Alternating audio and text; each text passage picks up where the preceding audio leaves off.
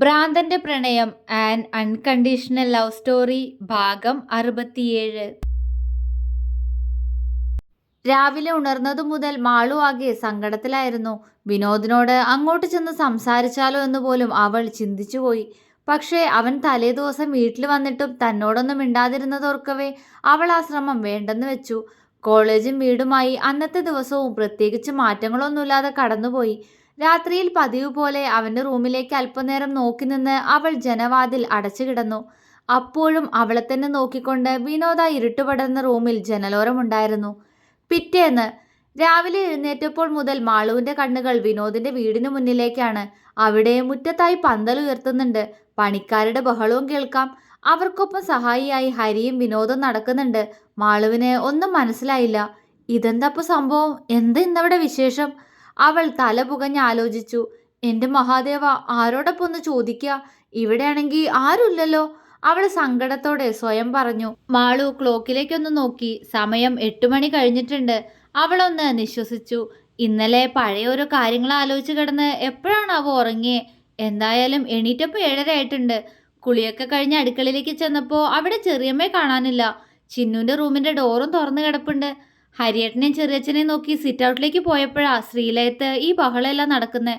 വെപ്രാളത്തോടെ പെട്ടെന്ന് അകത്തേക്ക് തന്നെ പോന്നു. റൂമിൽ നിന്നാവുമ്പോൾ ഞാൻ അങ്ങോട്ട് നോക്കിയാലും മറ്റുള്ളവർക്ക് എന്നെ കാണാൻ പറ്റില്ലല്ലോ.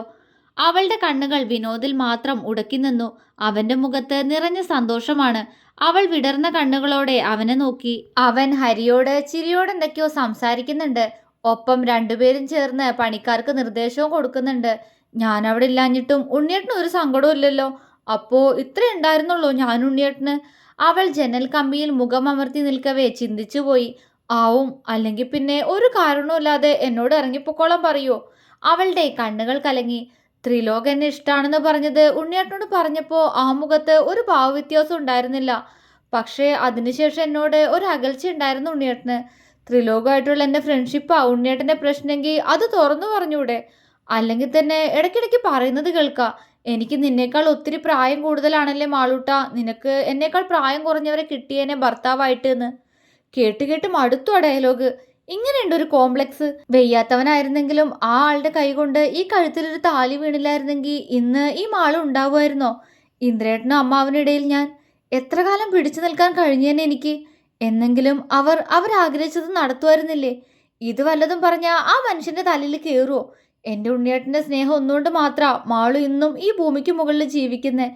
എന്നിട്ടും കാര്യം പോലും അറിയാത്തൊരു പ്രശ്നത്തിന് എന്നോട് പൊക്കോളാൻ പറഞ്ഞില്ലേ? എന്നെ ഉപേക്ഷിച്ചോളാന്ന് പറഞ്ഞില്ലേ? ആയിക്കോട്ടെ, ഞാൻ വരില്ല അങ്ങോട്ട്. എന്നെങ്കിലും ഇവിടെ വന്ന് എന്നെ വിളിക്ക്, സോറി പറയേ, അപ്പം വരാം ഞാൻ. അല്ലാതെ അതുവരെ വരില്ല. എപ്പോഴും അങ്ങനെ എന്നെ വിഷമിപ്പിക്കാൻ പറ്റൂല. മിണ്ടില്ല ഞാൻ. അവൾ പതിഞ്ഞ ശബ്ദത്തിൽ പരിഭവം പറഞ്ഞു. കവിളിലൂടെ ഒഴുകിയിറങ്ങുന്ന വെള്ളത്തുള്ളികളാണ് താനിപ്പോൾ കരയുകയാണെന്ന് അവൾക്ക് മനസ്സിലാക്കി കൊടുത്തത്. പക്ഷേ അവൾ ആ കണ്ണുനീരിനെ തുടച്ചു നീക്കിയില്ല. എന്നെ മനസ്സിലാക്കുന്നതിൽ എവിടെ തെറ്റുപറ്റി ഉണ്ണിയേട്ടാ? ഈ മനസ്സിൽ എൻ്റെ ഉണ്ണിയേട്ട മാത്രമേ ഉള്ളൂ. എൻ്റെ ഉണ്ണിയേട്ടനോടുള്ള പ്രണയം മാത്രമേ ഉള്ളൂ. അവൾ കണ്ണുകൾ ഇറുക്കി ചിമ്മി തുറന്നുകൊണ്ട് ഒരിക്കൽ കൂടി ശ്രീലയത്തിലേക്ക് ഒന്നുകൂടി തിരിഞ്ഞു നോക്കാതെ അടുക്കളയിലേക്ക് നടന്നു. അപ്പോഴും അവിടെ ഇന്ന് എന്താ വിശേഷമെന്നറിയാതെ അവൾക്കാകെ അസ്വസ്ഥത തോന്നി. അവൾ ആ ജനലരികളിൽ പിടിച്ചുകൊണ്ട് ഏതോ സ്വപ്നലോകത്തിൽ എന്ന പോലെ നിൽക്കുന്നത് മുതൽ അവളെ മാത്രം നോക്കി നിന്ന അവളുടെ പ്രിയപ്പെട്ടവന്റെ കണ്ണുകളെ അവൾ കണ്ടിരുന്നില്ല. അവന്റെ കണ്ണുകളിൽ വിടരുന്ന പ്രണയം അവൾ കണ്ടില്ല. പക്ഷേ അവളുടെ നിറഞ്ഞൊഴുകുന്ന കണ്ണുകൾ അവനിലും വേദന നിറച്ചതുപോലെ അവന്റെ കണ്ണുകളും കലങ്ങുന്നുണ്ട്. തോളിൽ ഒരു കരസ്പർശം അറിഞ്ഞിട്ടും വിനോദ് തിരിഞ്ഞു നോക്കിയില്ല. ഇത്രത്തോളം വേണമായിരുന്നോ വിനു? ഹരി ഇടറുന്ന ശബ്ദത്തിൽ ചോദിച്ചു. ഈയൊരു അകൽച്ച അനിവാര്യമായിരുന്നു ഹരി. അവന്റെ ശബ്ദം നേർത്തുപോയിരുന്നു. വിനോദ് അവനെ തിരിഞ്ഞു നോക്കി. അവന്റെ കണ്ണു നിറഞ്ഞിരിക്കുന്നത് കണ്ട് ഹരിയുടെ ഉള്ളം നൊന്തു. എന്തിനാടാ, എന്തിനാ ഇങ്ങനെ? രണ്ടാൾക്കും വിഷമം മാത്രമേ ഉണ്ടായിട്ടുള്ളൂ ഈ കഴിഞ്ഞ ദിവസങ്ങളിലെല്ലാം. ഹരി ചോദിച്ചു. അതെ, വിഷമം. അതാണോ ആ വാക്ക്? അറിയില്ല ഹരി, ഈ ശ്വാസം കിട്ടാതെ പെടയാന്നൊക്കെ പറയില്ലേ, അതായിരുന്നു ഈ കഴിഞ്ഞ ദിവസങ്ങളിലെല്ലാം എൻ്റെ അവസ്ഥ. അവളില്ലാതെ തനിച്ച്. അറിയാ, എന്നേക്കാൾ അവളുടെ മനസ്സ് വേദനിച്ചിട്ടുണ്ടാവുന്ന്. അവൻ ഇടർന്ന ശബ്ദത്തിൽ പറഞ്ഞു. നിനക്ക് അവളെ സംശയമാണെന്ന് തോന്നിക്കാണും വിനു അവൾക്ക്. ഹരി പറഞ്ഞതും വിനോദ് പുഞ്ചിരിച്ചു. അവൾക്ക് അങ്ങനൊരു തോന്നൽ ചിലപ്പോൾ വന്നിട്ടുണ്ടാവും ഹരി. പക്ഷേ ത്രിലോക് തന്നെയാണോ ഞങ്ങൾക്കിടയിലെ പ്രശ്നമെന്ന് അവൾ ഇപ്പോഴും ചിന്തിക്കുന്നുണ്ടാവും. കാരണം അവൾക്കറിയാം ഞാൻ അവളുടെ കാര്യത്തിൽ അല്പം പൊസസീവാണെന്ന്. പക്ഷേ ആ കാരണത്തിന്റെ പേരിൽ അവളെ ഞാൻ അവിശ്വസിക്കുമെന്ന് അവള് കരുതില്ല. വിനോദ് പുഞ്ചിരിയോടെ പറഞ്ഞതും ഹരിയും ഒന്ന് ചിരിച്ചു. ഇനി എന്താ പ്ലാൻ? എല്ലാം അവസാനിപ്പിക്കാറായില്ലേ? ഹരി കുറുമ്പോടെ ചോദിച്ചു. അതെ, അവസാനിപ്പിക്കുക. പക്ഷേ ഇതെല്ലാത്തിന്റെ അവസാനമല്ല ഹരി, മറ്റൊന്നിന്റെ തുടക്ക.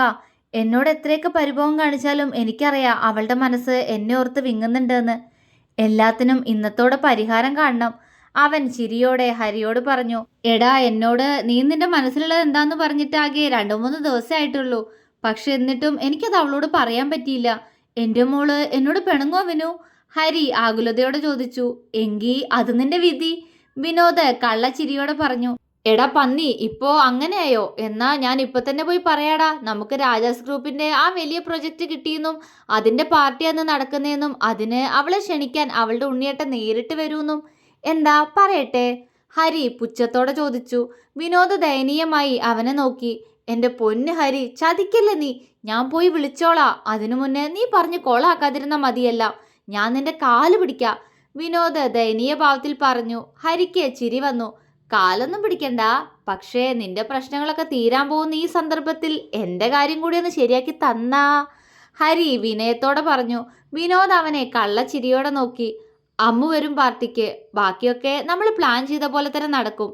ഇന്നത്തോടെ നിന്റെ അവളുടെയും കാര്യം കൂടി തീരുമാനാക്കണം, വിനോദ് കുസൃതി ചിരിയോടെ പറഞ്ഞു. ആ, അങ്ങനെ നല്ല കാര്യം വല്ലതും പറ, ഹരി വിനോദിന്റെ ഷർട്ടിലെ പൊടി തട്ടിക്കൊണ്ട് കുറുമ്പോടെ പറഞ്ഞു. അയ്യാ, എന്താ അവന്റെ മുഖത്തെ ഭാവം? പോയി പണി നോക്കടാകത്ത്. ഞാനൊന്ന് റെഡിയായിട്ട് എന്റെ മാളൂട്ടനെ കണ്ടിട്ട് വരാം. പറയുമ്പോൾ വിനോദിൽ ചിരിയാണ്. ചെല്ല് ചെല്ല്, ഇത്ര ദിവസം മിണ്ടാതിരുന്നിട്ട് ഇന്ന് അങ്ങോട്ട് ഒലിപ്പിച്ചോണ്ട് ചെല്ല്. അവള് ചൂലും കെട്ട് എടുക്കാതിരുന്നാ ഭാഗ്യം, ഹരി ആരോടൊന്നില്ലാതെ പറഞ്ഞു. പോടാ പന്നി, നിന്റെ കരുനാക്ക് വളച്ചൊന്നും പറയാതെ. വിനോദ് അവനെ നോക്കി പല്ല് കടിച്ചുകൊണ്ട് ചാടിത്തുള്ളി അകത്തേക്ക് പോയി. ഹരി ഒരു ചിരിയോടെ അവൻ പോകുന്നതും നോക്കി നിന്നു. പവിത്രയും ചിന്നുവും അല്പനേരം കഴിഞ്ഞപ്പോൾ തിരികെ അവരുടെ വീട്ടിലേക്കെത്തി. അകത്തേക്ക് കയറിയപ്പോഴേ അവര് കണ്ടു ഹാളിൽ മുഖം വീർപ്പിച്ചുകൊണ്ട് ഫോണിലേക്ക് നോക്കിയിരിക്കുന്ന മാളുവിനെ. പവിത്രയും ചിന്നുവും പരസ്പരം നോക്കിയൊന്ന് പുഞ്ചിരിച്ചുകൊണ്ട് അവൾക്ക് ഇരുവശവും വന്നിരുന്നു. മാളു അവരെ കാണാത്തതുപോലെ ഫോണിൽ എന്തൊക്കെയോ ചെയ്തുകൊണ്ടിരിക്കുകയാണ്. ഏട്ടത്തി, ഞാനൊന്നും അറിഞ്ഞിട്ടില്ലാട്ടോ. ഇന്ന് രാവിലെ ഏട്ടൻ വന്ന് വിളിച്ചതാ എന്നെ. ശ്രീലയത്തിൽ രാത്രി ഫംഗ്ഷൻ വെച്ചിട്ടുണ്ട്. അപ്പോ അതിന്റെ അറേഞ്ച്മെന്റ്സ് നടത്താൻ ആള് വന്നതാ. വല്യമ്മയ്ക്ക് ഒരു സഹായം ആയിക്കോട്ടെ എന്ന് കരുതി ചെല്ലാൻ പറഞ്ഞതാ ഏട്ടൻ എന്നോട്. ചിന്നു അവളുടെ തോളിൽ ചുരണ്ടിക്കൊണ്ട് പതിയെ പറഞ്ഞു. മാളു അവളെ കൂർപ്പിച്ചു നോക്കി. സത്യം ഏട്ടത്തി, ഞാനെന്തിനാ കള്ളം പറയുന്നേ? ഏട്ടൻ രാവിലെ വിളിച്ചുണർത്തി കൂട്ടിക്കൊണ്ടു പോയത് എന്നെ. ചിന്നുവിന്റെ മുഖം ദയനീയമായി. മാളു ഗൗരവത്തോടൊന്ന് മൂളിക്കൊണ്ട് പവിത്രയെ നോക്കി. പവിത്ര അവളുടെ കവിളിൽ ചിരിയോടെ തലോടി. ഞാനും ഇന്ന് രാവിലെ മോളെ അറിഞ്ഞേ. രാവിലെ ഏട്ടത്തി വന്ന് പറഞ്ഞതാ. പവിത്രയുടെ കണ്ണുകളിൽ ഒരു തിളക്കം. അമ്മ വന്നോ? എന്നിട്ട് എന്നെ അന്വേഷിച്ചില്ല ചെറിയമ്മേ? മാളു സങ്കടത്തോടെ ചോദിച്ചു. പിന്നെ എന്റെ മോളെ ചോദിക്കാതെ? നീ ഉണർന്നില്ലായിരുന്നല്ലോ കുട്ടിയെ, അതുകൊണ്ടാ വിളിക്കാതിരുന്നേ, അവർ അവളോട് വാത്സല്യത്തോടെ പറഞ്ഞതും മാളു മൂളി. അല്ല, അവിടെ എന്ത് ഫംഗ്ഷനാ ചെറിയമ്മേ? ഞാനൊന്നും അറിഞ്ഞില്ലല്ലോ. വലിയ ഫംഗ്ഷനാന്ന് തോന്നുന്നു. അതുകൊണ്ടല്ലേ പുറത്ത് പന്തലൊക്കെ ഇട്ടേക്കുന്നേ? അല്ലെങ്കിൽ നമ്മുടെ ഹാളിൽ തന്നെ നടത്താവുന്നതല്ലേ ഉള്ളൂ, മാളു സംശയത്തോടെ ചോദിച്ചു. ആ അതെ മോളെ, വലിയ ഫംഗ്ഷനാ, അവർ ചിരിച്ചു. അതാ ചോദിച്ച ചെറിയമ്മേ, എന്ത് ഫംഗ്ഷനാന്ന്? നിങ്ങൾക്ക് മാത്രമേ ക്ഷണമുള്ളൂ അല്ലേ? എന്നെ ആർക്കും വേണ്ടല്ലേ? മാളുവിന്റെ ശബ്ദം നേർത്തുപോയിരുന്നു. ഏട്ടത്തി, ചിന്നു അവളുടെ തോളിൽ കൈയമർത്തി. മാളു അവളെ നോക്കി പുഞ്ചിരിച്ചു. സാരില്ല, അല്ലേലും എന്റെ കാര്യമൊക്കെ ഇങ്ങനെ തന്നെയാ, അവള് വേദന ഉള്ളിലൊതുക്കി പുഞ്ചിരിയോടെ പറഞ്ഞു.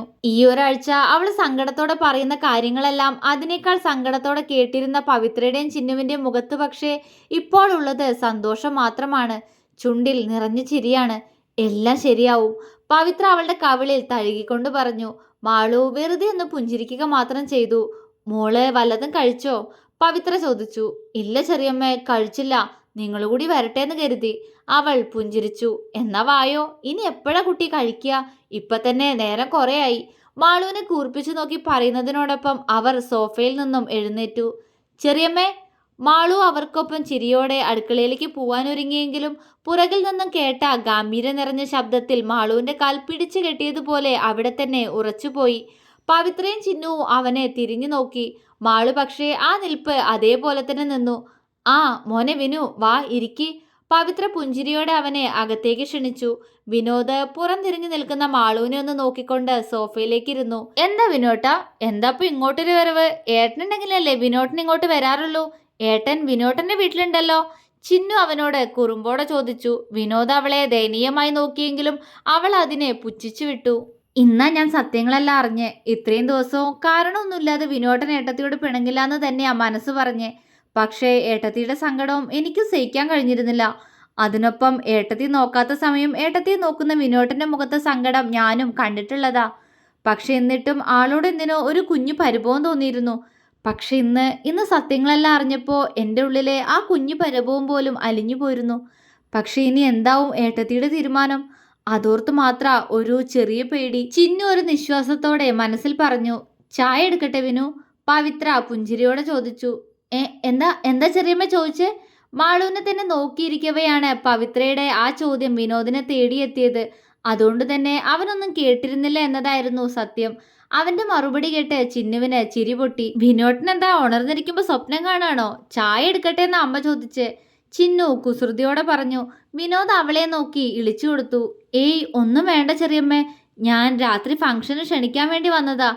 അവൻ മാളുവിനെ നോക്കിയാണ് അത് പറഞ്ഞത്. മാളുവിന് സങ്കടം കൊണ്ട് നെഞ്ചു വിങ്ങി. എല്ലാരും ക്ഷണിക്കാൻ വേണ്ടി വന്നതാലേ, എന്നിട്ടും എന്നോട് മിണ്ടിയില്ല. അല്ലേലും എന്നെ വേണ്ടല്ലോ. അവളുടെ കണ്ണൊന്നു കലങ്ങി. അവള് പെട്ടെന്ന് അവന് നേരെ ഒന്ന് തിരിഞ്ഞു. വിനോദ് അവളെ വിടർന്ന കണ്ണാലെ നോക്കി. അവൾ പെട്ടെന്ന് അവനിൽ നിന്നും മുഖം വെട്ടിച്ച് പവിത്രയെ നോക്കി. എനിക്ക് ചെറിയൊരു തലവേദന പോലെ ചെറിയമ്മേ, ഞാനൊന്ന് കിടക്കട്ടെ. അവള് പറയുന്നതിനോടൊപ്പം അവളുടെ റൂമിലേക്ക് നടന്നു. മാളു. റൂമിലേക്ക് കയറുന്നതിന് മുന്നേ വിനോദിന്റെ ആകുലത നിറഞ്ഞ ശബ്ദം അവള് കേട്ടു.